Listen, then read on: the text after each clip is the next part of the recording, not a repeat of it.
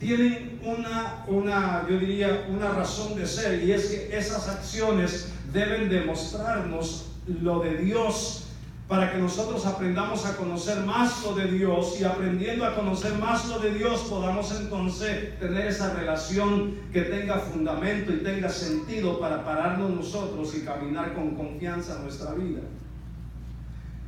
Las acciones de Dios son una revelación en sí mismo. Ustedes ven todas esas lecciones que hay, por ejemplo, con los jueces. Todo lo que en la Biblia se llama, y les voy a dar algún vocabulario teológico, no se preocupen, ustedes lo han oído antes porque se los han compartido. Por ejemplo, la Biblia tiene muchas epifanías. Epifanías quiere decir apariciones de Dios con el fin de acomodar al ser humano a conocerlo a Él. Y en la Biblia, a través del Antiguo Testamento, tenemos muchas de esas epifanías, donde Dios aparece, Dios se revela, Dios habla y Dios entra en la acción del ser humano con el fin de que el ser humano lo conozca. Y en algunas ocasiones en la Escritura leemos que Dios dejó hasta marcas en ellos para que se acordaran de que Dios había tenido un encuentro con ellos. Por ejemplo, a Jacob lo dejó lisiado del muslo. ¿Se acuerdan de eso? Sí. ¿Se acuerdan de los profetas? ¿Se acuerdan de Elías y los 400 profetas de Baal? Todas esas acciones no eran para exhibir poder humano, o no eran para que uno se levantara el cuello. El problema de los milagros hoy en día es que no muestran a Jesús, muestran a la persona del ministerio. Y cuando los milagros no apuntan a Jesús, no revelan nada. Solo ayudan a una persona si es que el milagro es auténtico y no ha sido fabricado. Más vale que cuando usted reciba un milagro sea de Dios. Y usted sepa que fue de Dios. Aleluya. Y no solo recibe el milagro, pero algo de Dios conoce usted. Aleluya. Que antes no conocía. Sí. Ahora lo conoce. Porque el milagro es como que impregna en nosotros lo de Dios. Y nos deja como esa evidencia. Dios estuvo aquí. Amén. Y Dios que está aquí. Aleluya. Entonces, la revelación es muy importante. Por ejemplo, una epifanía grande que aparece en la Biblia es la de Éxodo capítulo 3, cuando Dios llama a Moisés. Dígame usted, ¿quién puede hacer que una zarza arde, pero no se consume? Eso captó la atención de aquel pastor de ovejas, que había bajado todas las aspiraciones y los sueños que tenía, y había aceptado el hecho de que iba a ser pastor de ovejas, ayudando a su suegro y vivir tranquilamente el resto de sus años. Pero esa epifanía de Dios le marca por el resto de su vida. Aleluya. Y de ahí que tenemos el gran nombre y el gran hombre llamado ¿quién? Moisés. Y pudiéramos ver, pudiéramos caminar y pudiéramos entender. Y lo que estoy tratando de comunicarle a ustedes, no tenga miedo de tener momentos con Dios que le marquen su vida. Amén. No tenga miedo de tener con Dios momentos que cambien su vida, donde nadie le puede decir a usted lo contrario. Usted va a poder decir: Dios está conmigo. Aleluya. Dios está conmigo. Yo sé por qué Dios está conmigo.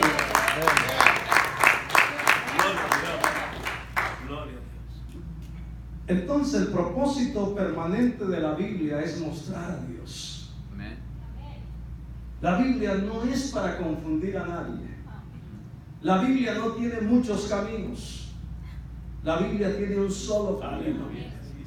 La Biblia no tiene muchas verdades. La Biblia tiene una sola verdad. La Biblia no tiene muchos estilos de vida, solo tiene un estilo de vida.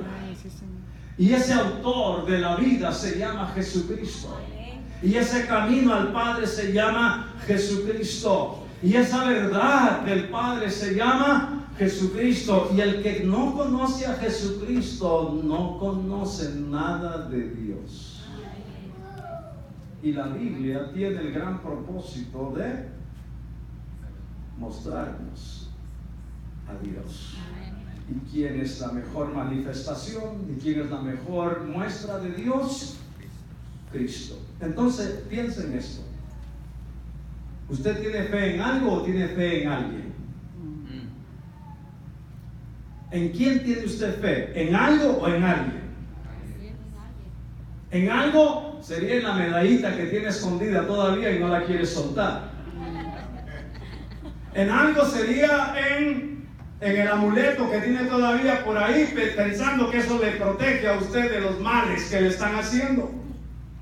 Y por eso le dicen que venga a la iglesia, pare de sufrir.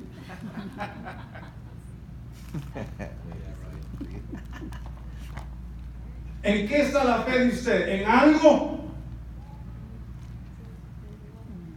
Pero aún pudiéramos decir, y si no está en algo, y usted dice, no, mi fe está en alguien, ¿quién es ese alguien? ¿Es Buda?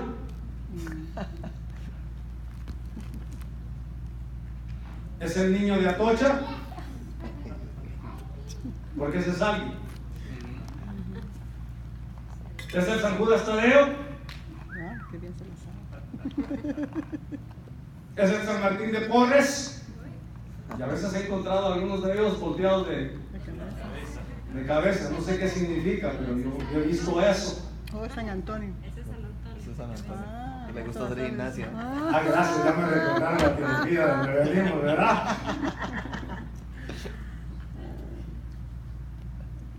La Biblia solo habla de alguien del cual cantamos esta tarde. Alguien que es mayor que Moisés. Alguien que es mayor que Abraham. Alguien que es más grande que la misma creación. Alguien que sostiene la creación con el poder de su propia palabra. Alguien que da vida y resucita también a los muertos. Alguien que es capaz de ofrecer vida eterna, y su nombre es poderoso. Y su nombre es Jesucristo, el Hijo eterno de Dios. Amén. Por eso Él dice, métete en la Escritura. Así es. Todos ustedes deben de ser gente de la palabra. Todos ustedes deben de tener la palabra como la norma de fe y conducta.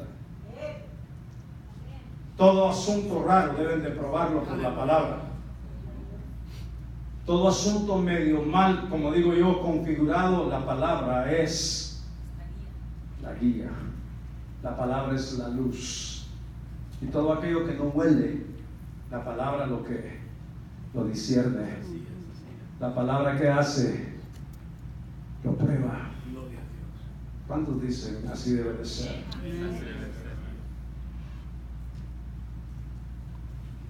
El Antiguo Testamento era la Biblia que utilizó Cristo y los apóstoles.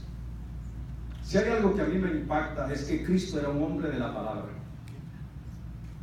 Cristo era un hombre de las Escrituras. Cristo sabía de las Escrituras, entendía las Escrituras. Y yo quiero que ustedes vean cómo el mismo Señor Jesucristo respeta la autoridad que tienen las Escrituras del Antiguo Testamento sobre Él, ahora que está encarnado como hombre y viviendo entre los hombres. Quiero que vayan conmigo, empezando con Juan 5:39. Ahora pasen a Juan 10:35 para que vean el testimonio de la misma Escritura. Cuando lleguen ahí me dicen, por favor. El mismo Evangelio de Juan, el capítulo 10, el verso 35. ¿Qué dice el verso 35? ¿Qué dice? Si llamó, ¿qué dice? Dioses, aquellos a quienes vino que la palabra de Dios. Entonces, ¿qué dice entre comillas? Y entonces la Escritura que dice, no puede que ser que quebrantar la autoridad de la Escritura. Vayan conmigo a Hechos capítulo 8, verso 32. El libro de Hechos es el libro de la iglesia primitiva, donde tenemos las historias y las acciones de Dios con ellos, cuando se va formando la iglesia. Y en el capítulo 8, verso 32, ¿qué dice el escritor sagrado? ¿Qué dice? Dice que vino Felipe, enviado por el Espíritu, al hombre que venía de regreso de adorar en Jerusalén, que es el etíope, y dice que venía leyendo el pasaje de la Escritura, donde dice, como oveja a la muerte fue llevado, y como cordero mudo delante del que lo trasquila, así no abrió que su boca, y en su humillación no se le hizo justicia, mas su generación, ¿quién la contará? Porque fue quitada de la tierra su vida. Respondiendo el eunuco, dijo a Felipe, te ruego que me digas, ¿de quién dice el profeta esto? ¿Habla de él mismo o habla de quién? De algo otro. Entonces Felipe, abriendo su boca, note esto, y comenzando desde esta escritura que iba leyendo del profeta Isaías, comenzando desde esa escritura, le anunció el evangelio de quién?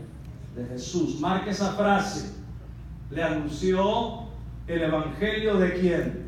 De Jesús. Eso es lo que la escritura nos revela. Nos revela el evangelio, y el evangelio es Jesús.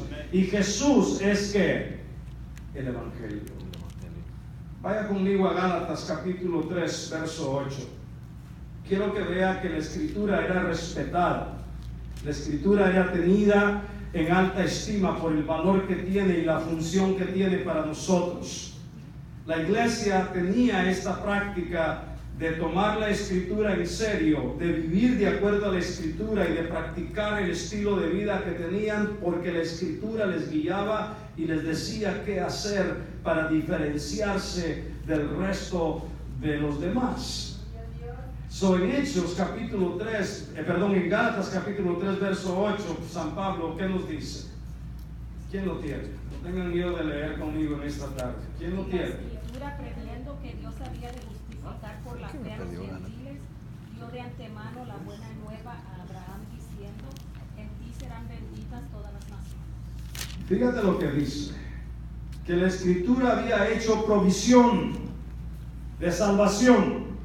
¿Para quién? Para nosotros, los gentiles. Entonces conecta el pasaje de Génesis capítulo 12, verso 1, 2 y 3. Y entonces dice, por eso Dios le dijo a Abraham desde siglos antes, porque es palabra de Dios y promesa de Dios, en ti serán benditas todas las familias de la tierra, las colombianas, salvadoreñas, guatemaltecas, mexicanas, todas las familias de la tierra. Y si hay alguien que no cree que tiene tierra, en Cristo está bendito. ¿Cuántos dicen amén? Y luego llegamos al pasaje de 2 Timoteo 3:16. Y el pasaje de 2 Timoteo 3:16 lo sabemos de memoria. Pablo, siendo un hombre de la escritura, siendo un fariseo, habiendo sido entrenado a los pies del mejor maestro de Jerusalén, Gamaliel, Pablo claramente dice que la escritura tiene inspiración de Dios. Amén. Por ser revelación de Dios, tiene inspiración de Dios, pero también claramente dice que la escritura tiene un propósito bien claro y bien específico. ¿Quién tiene ese pasaje para leerlo? Toda la escritura es inspirada por Dios y es útil para enseñarnos lo que es verdad y para hacernos ver lo que está mal en nuestra vida. Nos corrige cuando estamos equivocados y nos enseña a hacer lo correcto.